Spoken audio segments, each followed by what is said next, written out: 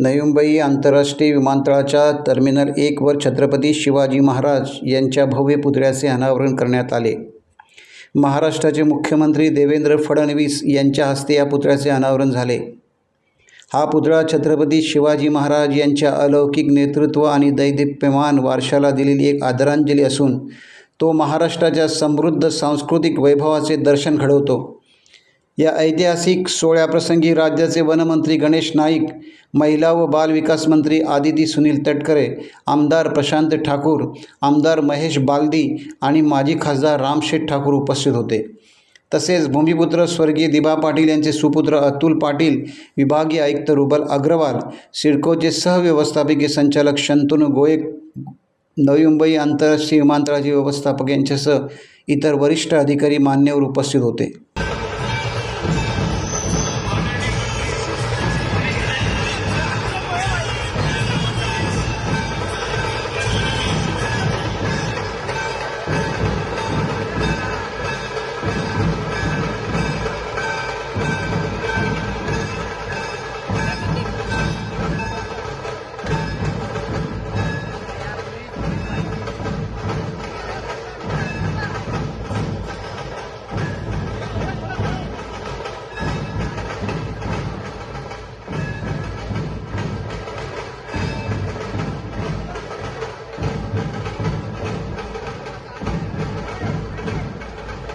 Times डिजिटलला like करा, share करा, subscribe करा आणि बेल आयकॉन दाबायला विसरू नका।